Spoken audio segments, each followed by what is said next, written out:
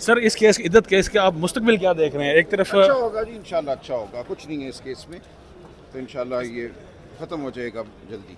जिस तरह इस्लामाबाद मंगल को ये है, मुझे उम्मीद है कि मंगल को ये केस ख़त्म हो जाएगा। इस्लामाबाद हाई कोर्ट में जिस तरह से पीटीआई को एक उम्मीद लगी है साइफर केस में कि यहाँ भी उम्मीद है जी, बिल्कुल उम्मीद है, और उम्मीद से ज़्यादा उम्मीद है, इंशाल्लाह ये मंगल को ठीक हो जाएगा वहाँ। भाई साहब आप भी इलेक्शन पहले भी कंटेस्ट किया, फिर अब ज़िमनी इंतखाबात हुए पंजाब में, तो क्या देख रहे हैं कि अब एतमाद उठ चुका है पीटीआई का इंतखाबात से? देखिए, पीटीआई इंतखाबात का रास्ता तो नहीं छोड़ेगी, ये वाहिद जमहूरी आइनी रास्ता है। हम इंतखाबात की शफाफियत के लिए इसरार करते रहेंगे, जद्दोजहद भी करेंगे, और कोई तरीका नहीं है, इंतखाबात से मुंह नहीं मोड़ा जा सकता। तो ये रास्ता तो हम अपनाए रखेंगे, लेकिन जो हुआ है इस मुल्क में वो शर्मनाक है।